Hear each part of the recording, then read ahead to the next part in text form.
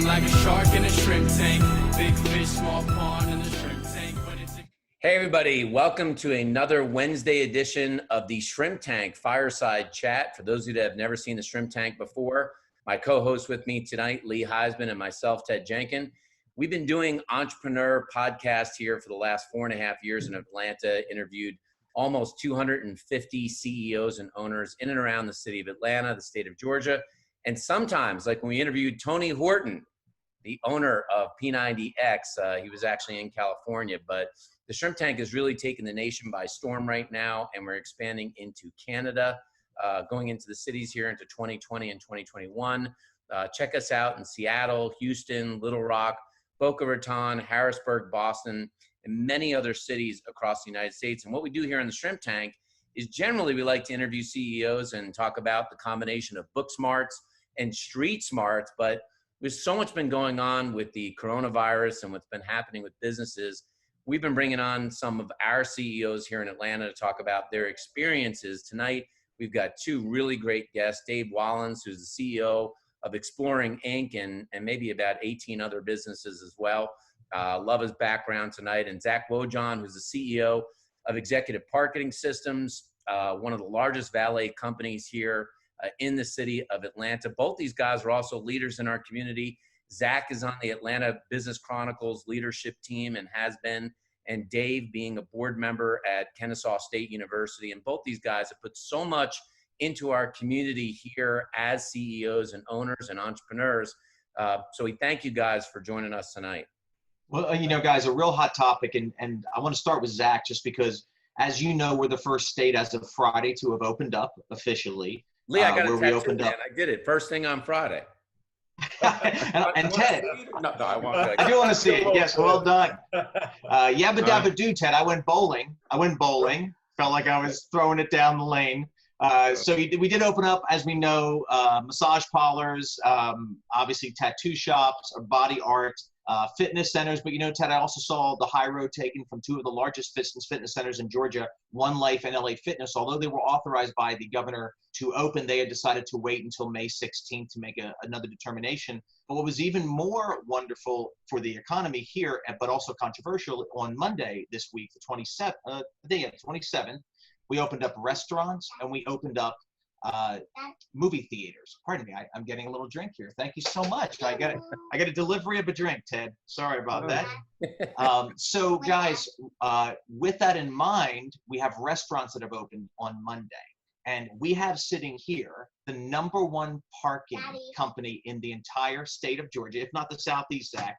Tell us what it is like right now. Oh, you see an arm coming at me. Oh, Ireland live right now. Right now, what we're doing is we're trying to assess the exposure of our staff and to also of the guests and patrons of the restaurants. Darden Restaurants is kind of leading the charge. Currently, Landry's is coming in behind them. Fogo de Chau's coming in on top of that. You're starting to see your larger groups get together. We've ordered face masks for our staff. We have a hand sanitizer that lasts 6 hours that you don't have to constantly reapply, that we were able to source from Cintas. We've been doing a lot of floor mat trials to see whether or not people feel like the floor mats are something that they also want to have in a sanitization schedule. But, you know, I mean, for the user experience of going to the restaurant, you know, you need to take the risk out of letting somebody, because valet is essentially a functioning logistical need for the restaurant, no different than a busboy or a waiter.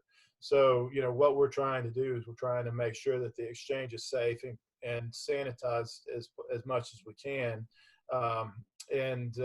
You know, as we see and work with these larger restaurant chains that are nationals, as a local CEO, we are doing a little bit extra, I would say, to try to make sure that the guests feel safe and they don't leave with a bad experience. And that's always been our goal. Excellent. Guys, my apologies. Let me apologize. My 7-year-old came in to deliver me a juice, but kept talking to me in my ear. So I kindly waved her on. You got a sippy cup or what? Yeah, a little green juice. Little green juice from Sure. Sublime. It's a nice little local. I'll always support local. And Well, Zach, the thank you, first- because again, we are so cutting edge here in Georgia. Again, the first state to open restaurants, Zach has his finger on the pulse of who's opened the restaurants and how you're handling it. And then I look over at our other good friend, Dave Walens, who, as you said, Ted, I think is 23 businesses actually.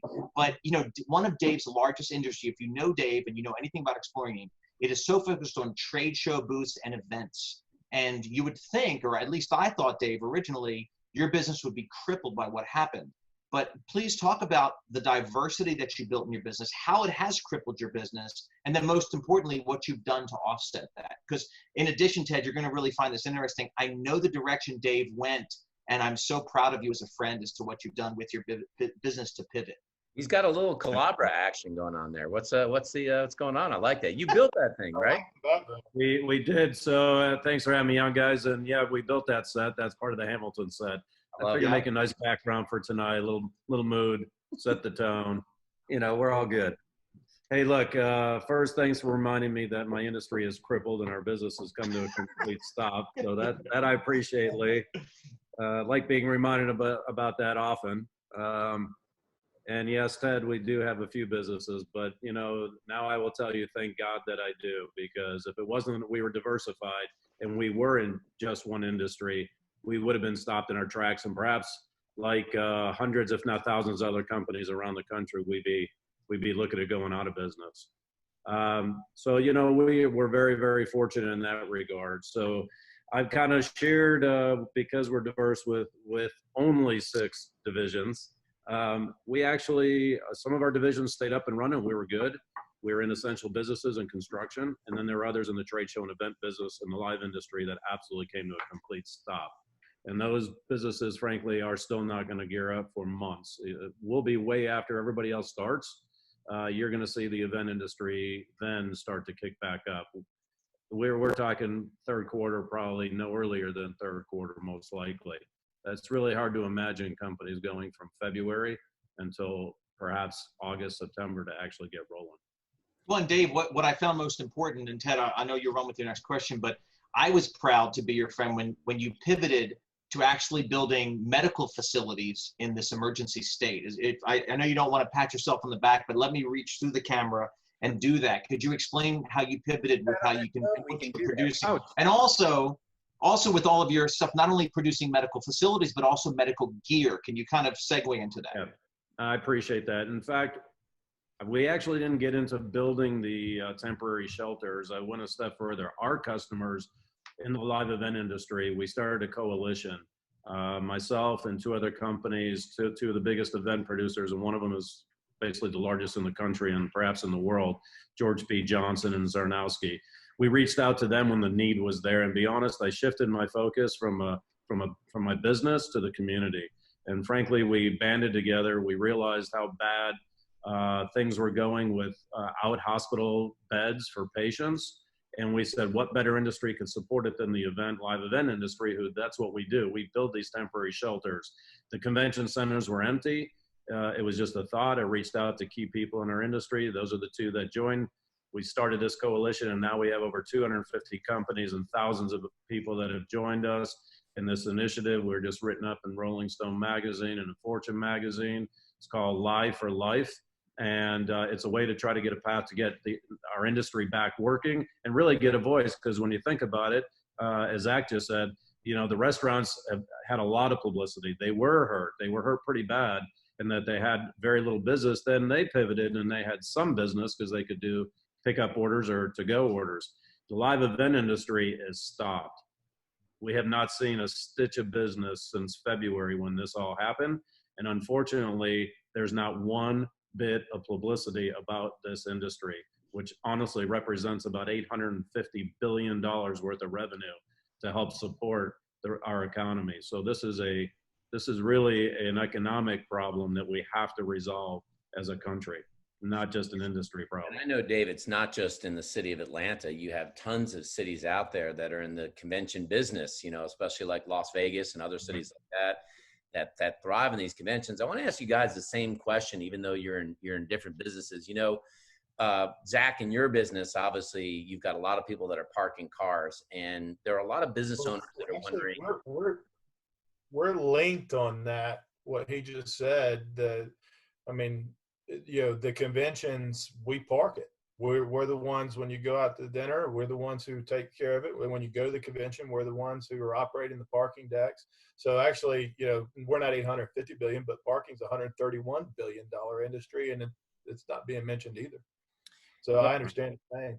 Yeah, I wanted to ask you guys. So Zach, a lot of business owners want to know, like, not just how I protect my employees, but what are my obligations to the customers that may come into my business. Now, you have customers that are getting in and out of their cars, and your employees are getting out of their cars. And I know, Dave, you have a number of businesses, but even in the graphics and printing business, you may have customers that want to come in, they talk design and things like that.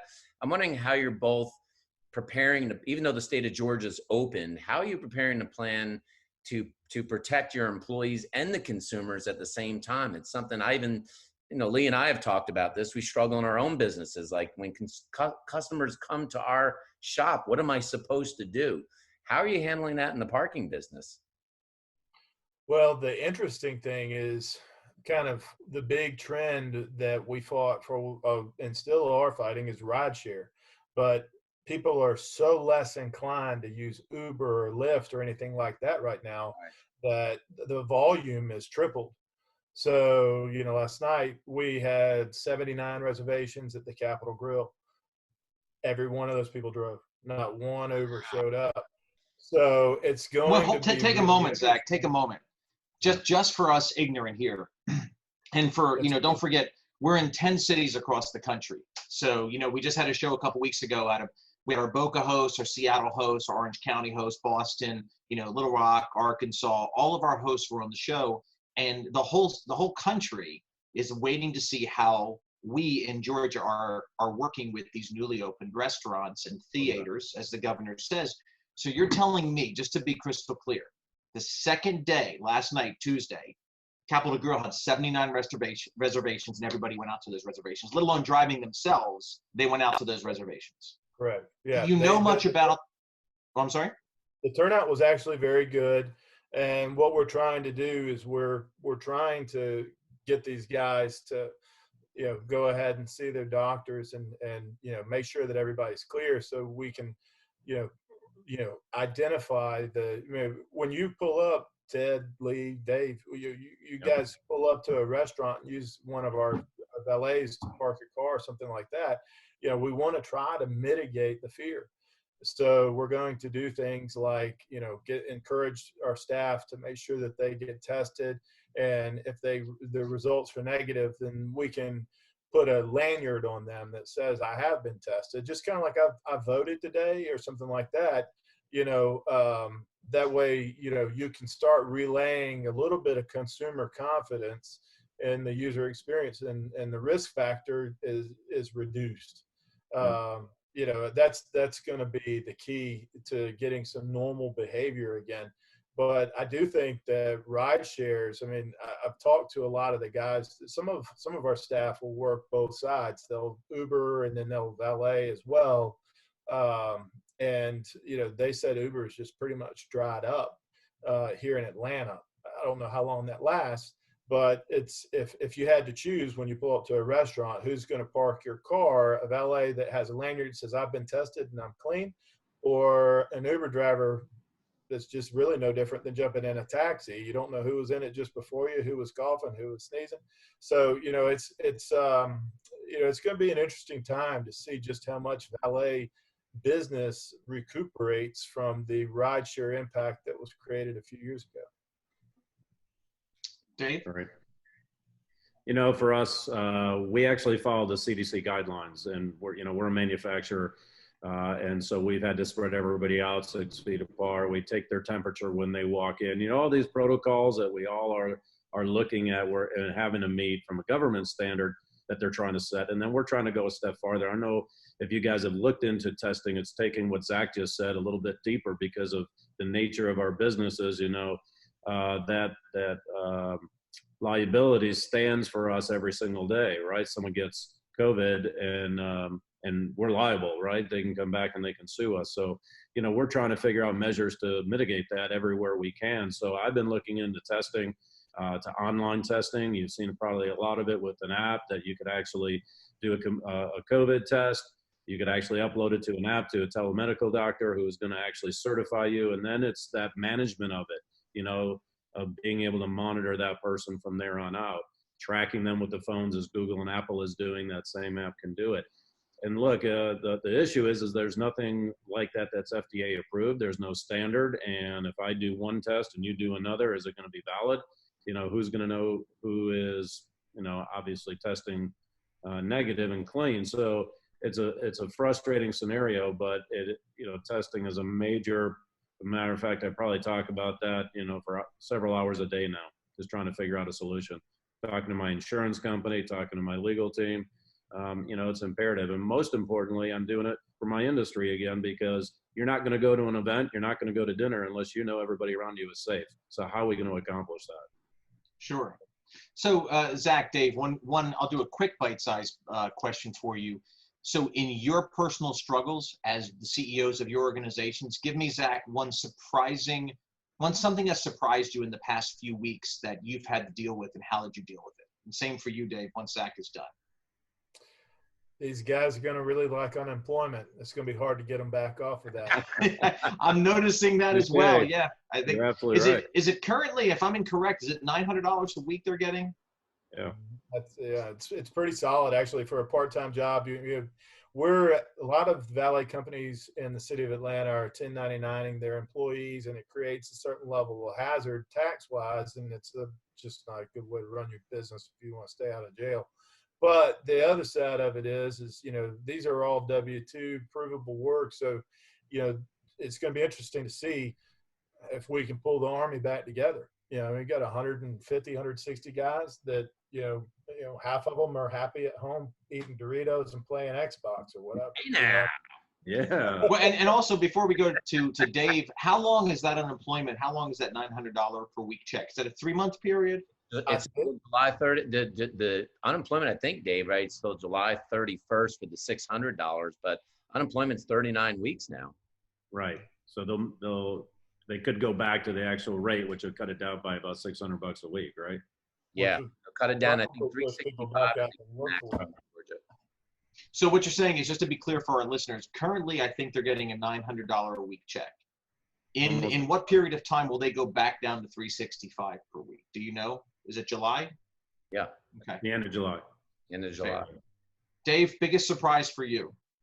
From an employee point of view, I've really seen my team communicate and come together like they never have. They've really been troopers, whether they're working from home or still coming in the office, and appreciative of the position they have in the company. And it's been really nice to see. From a customer side, I've seen more communication between competitors than I've ever seen in my life. Yes. Everybody's trying to help each other, and it's really heartfelt. And I got to say, I think one of the things that I've seen, even the big companies, is everybody is going back to the early days of running their business. Their entrepreneurship is taking a lead role in this recovery, and people are thinking and running their businesses as we do as an entrepreneurial business, thinking creatively, thinking outside the box. We call it pivoting, and I'm kind of tired of the word pivot, but they're changing to their businesses to meet the need. And that's pretty amazing to watch that happen, even for big companies. Dave, I have to reference something for Ted. We always laugh about our references because none of our young employees get it, but you almost sound like you're talking about Rocky 3. Remember Clubber Lang, Ted, when Rocky made all the money and he beat Apollo and he was rich and wealthy, and then he lost to Mr. T, and he had to go back to the old way, back to the dirty gym, back to the grind to come back. And I like that reference because I grew up in Philly, Dave, as you know. So that Rocky 3 reference with Eye of the Tiger from Survivor was a theme in my head forever. Don't you talk back to me, sucker. Exactly. So I want to ask you guys, I think one of the topics I'm hearing amongst the business community, and I'm really interested to hear your opinion, is that one of the things that we might learn through this whole coronavirus as entrepreneurs is how we value our banking relationship. And I'm hearing stories of people that didn't get the PPP, and maybe they'll get it in round 2, and some people getting the PPP. But I'm just curious of you know, you don't have to name names, and we don't have to stab any banks, or you can pat them on the back. But I'm just curious, like, how valuable do you really think about your banking relationships now, and how you'll think about them going forward? I'll start with Dave, and then we'll go to Zach as you know, move through the whole coronavirus. You know, Ted, that is an excellent question. And I'm going to tell you, I don't care the size of your business, you better have a banking relationship. I've got a great buddy of mine who's a dentist in Chicago. We've been talking almost daily. And unfortunately, he has no relationship with his bank. He put in for the PPP. He actually kept his employees hired, employed them, didn't cut them back, didn't reduce their salary, and still can't get PPP.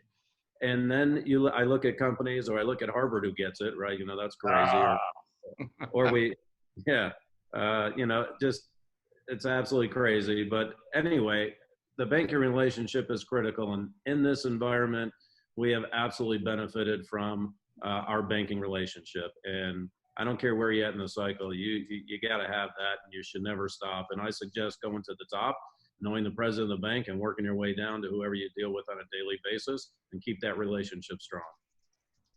Yeah, I agree. We have had everything's done right. Everything, we've got full approval from our bank. I know my banker, I like my banker, but the bank he's with, or we bank with 2 different major banks. One's in the middle of a merger, which made things a little complicated. And then watching one of the White House briefings, the other bank was mentioned as, you know, we banked with them heavily, so I figured we'd give them a round.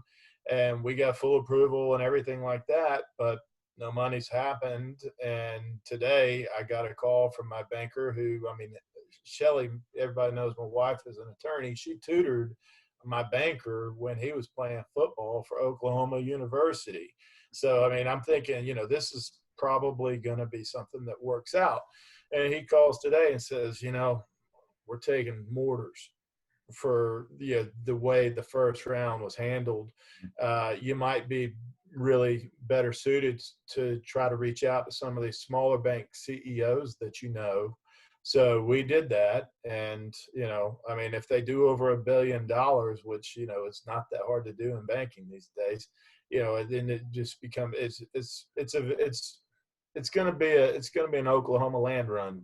You know, I mean, we're just going to see what happens. I've got a banker from Oklahoma. I've got a wife from Oklahoma. I'm just going to use that. You guys fault the government in this process for all these publicly traded companies that took money out of the mouths of small business owners, some who will not survive? Or do you fault the public companies themselves, who basically, you could say they were just, you know, taking advantage of capitalism, or you could say that they knew better and the Lakers didn't need $4.5 million, you know? How do you feel about it? What's that? Origination fees. Is that what you think? You think the bank slotted people over the origination fees they were going to make and how much money they could line their pockets with? I've literally been told that by 4 different CEOs of large banks. Oh. I mean, you know, I mean, it's unbelievable. So I'm not that well connected. You know, I mean, but the good thing is, Dave, I mean, honestly, your businesses are common denominator. It's gonna bounce back. Mine's common denominator. People are gonna keep parking cars. People have, autonomous cars are being brought up. How long are you gonna stay in business? What are you gonna do with rideshare? Look, we're organic matter. Until steel, rubber, and airbags stops getting us around, we're okay. All right. I like that. We've only got a few minutes left, gentlemen, before we hit our 30-minute cap. We want to do a rapid fire round and start throwing some questions at you. Again, answer as quickly as you can. We're not holding you accountable. And I would say this isn't being recorded, but it is. So there's a little bit of accountability. But I'm going to throw at you guys, because I know both of your wives very well. And Dave, we were talking briefly earlier about the efficiency of working at home, of course, because you can go back to back. You're not wasting a lot of time. Dave, worst part about working at home? Oh, I'm on the phone all the time. I'm sorry. That's a very good answer business-wise. Worst part about working at home with your family? Yeah, that's why. Okay, fair. Being on the phone all the time. Zach, worst part about working at home with the kids and Shelly? Well, the kids take up a lot of 5 and 8 year olds. So, the kids take up a lot of time, but it's also pretty tough when your wife is general counsel of your business. It's like work never really turns off. And you can't hide. You can't go to appointments and hide. No, Have you noticed that? Okay. Her being a criminal prosecutor for 15 years, I mean, it's like you're sitting there trying to fight Holyfield. I mean, she's going to hold you accountable. She's going to keep everything on the rails. I mean, you guys both know Shelley well. She's one tough cookie. But at the same time, I mean, she's the one who's going to be the glue here. I mean, we've always referred to each other as kite and rock. And for me right now, I mean, I've got to try to find the 30,000 feet perspective and figure out where things are going. And she's going to continuously keep things moving on her end. So, that's the hardest part about it, is that you just never get an unplug. The kids, I really appreciate teachers. I think teachers are undervalued after this experience greatly. I will make sure the next time Shelley says that she needs whatever for the PTA or for the classroom fund or something, I'm not even going to think twice. I'm writing the check. I'm getting it to the schools. I'm getting to the kids. And, these teachers are very much more appreciated than they were before this. True. Guys, obviously for almost all entrepreneurs, there's been no days off this year. It's even the spring break that was maybe going to happen just vaporized. What do you think when you get your first real day free again and you feel safe to either travel or go out or do something fun? What do you have on your docket you think that you want to do? Dave, you hit it. Oh boy, let's see. Unfortunately, coming into this thing, I was traveling so much that I've actually appreciated staying home. Right? Yeah. I was flying a lot internationally, so I have enjoyed being at my house for this past few months. And I think I'm going to continue to enjoy it. You know what? I'm going to look forward to getting together with a bunch of friends. And hopefully this will be here sometime in May that we could all get together and just celebrate one time together. And you know what? Speaking of that, Ted, I want Dave to take a moment and plug something. If with all due respect, Dave, the way that Dave parties, Ted, he doesn't go places. He actually brings everybody to him. So, Dave, I segue into a fundraiser that I'm involved with at your house that's been now postponed until June. If you want to take 2 minutes about that. I will. So real quick, one way to get everybody together is right. Lee's right. Have a big party and bring everybody together. So we're doing a fundraiser. It's in support of the students at KSU. We're going to support them through academics, athletics, and the arts. We're going to do it at our house. We're going to be bringing in about 250 people, fully catered night. Look, the whole thing at this juncture, it should be one hell of a party where everybody does want to come together, but it's for a great cause because the kids, and you know what's happened with the students. So there are many students that have been homeless through this ordeal, that have had a lack of food through this whole ordeal, can't pay tuition. And this is going to be an opportunity for us to support them and get them restarted back into a good path to normal life again, and hopefully support them. So, Dave, we're going to put those links up underneath of you now in the video in our post wrap. Whenever we do our post production, we'll make sure those links. I'll make sure our producer gets that information from you. And Zach, for you, I'm not sure what you're allowed to share, but I'll leave it a little open for some new things you're doing in parking. And I'm not sure to what level you're allowed to share that, but I want to plug something you've been working on. Well, we are patent pending now, so we're good. All right. Yeah.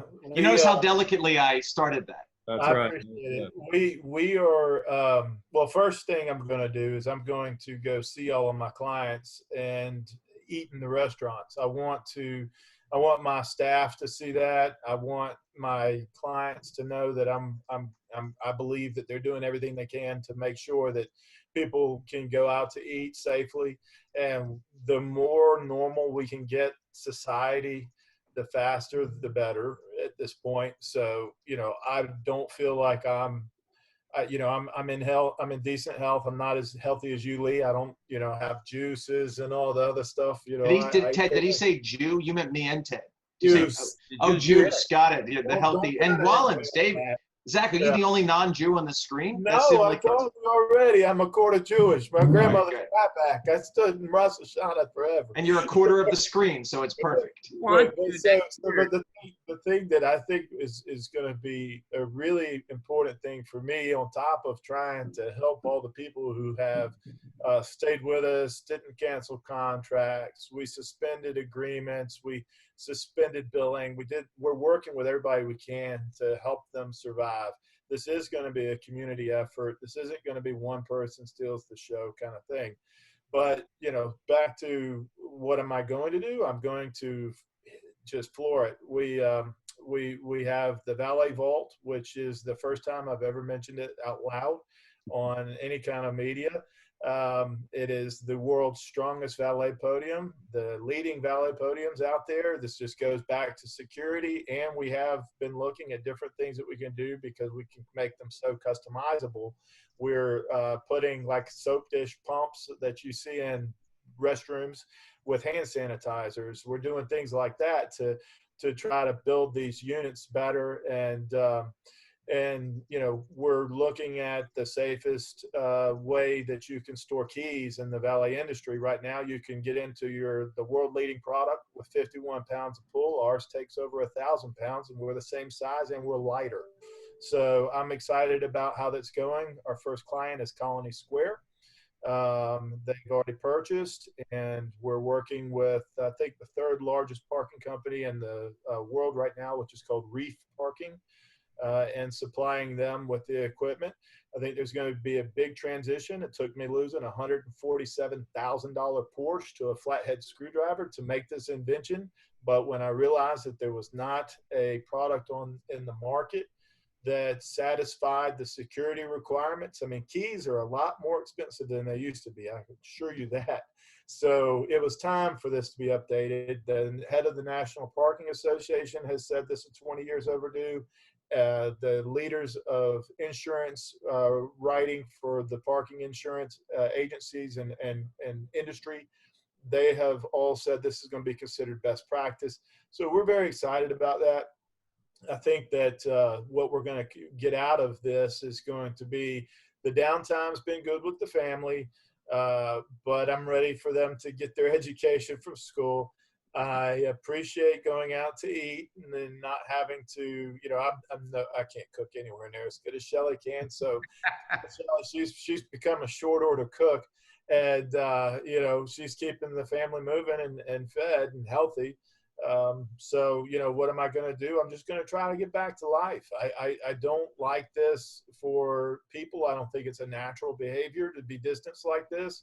I think that, as soon as, maybe it's okay that Georgia's the testing ground, because, hey, look, if all this works out and people don't end up inundating the hospitals and people aren't dying in the streets and all this other kind of, hopefully horrible things don't happen, then, you're going to see Georgia's economy could be the first one to really bounce back.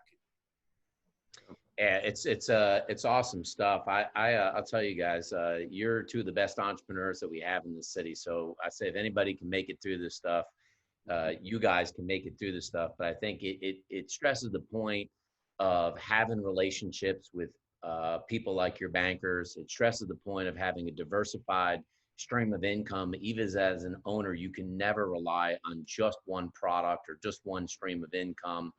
It speaks to what you guys have had, which are wonderful employees, people that you work hard and stick hard with them for years, and they stick with you during tough times like this. And really the importance of doing business with other small business owners here in Atlanta. And I mean, I know you do business across the United States and even Dave around the world, but we've all given back into the community here. And, it's like anything else, we all have to help each other, because the way that these 30 million jobs are going to come back in America are on the backs of the entrepreneurs that take the risk to sustain their business and continue to increase their business. So we want to thank you guys for coming on the fireside chat here tonight. For everyone that came on a little bit late, you can catch a replay of this at shrimptankpodcast.com. We'll record the audio and it'll be up on iHeartRadio as well, which has over 100 million listeners across the United States. And listen, if you're an entrepreneur that's out there, you're not alone. Every single business that Lee and I have talked to here in Atlanta in one way, shape, or form is taking a kick in the shin. But what makes you a great entrepreneur is not is not what you do today. It's what you do when you get that kick in the shin, and realize that there are people like us that's on this video tonight, people at your local chamber of commerces, people in your community who are all there to try and help support you and get through this so we can all do better on the other side. So thank you guys for joining us on the fireside chat. And I see Zach, you got a One last thing, Dave, I hadn't had a chance to talk to you about it, but might as well say it because it's in support of the tone of this. But I need you to make my booth for the National Parking Association in September in New Orleans, please. You got it, brother. We got an order. There it is. Yes. Get this economy going again. Well done. Thanks, man. I appreciate that. You're the My pleasure. best. That's awesome. All right. Well, thank you guys for coming on the program tonight. And thank you all for joining us here for another Wednesday edition of the Fireside Chat of the Shrimp Tank. I've been feeling like a shark in a shrimp tank. Big fish, small pond in the shrimp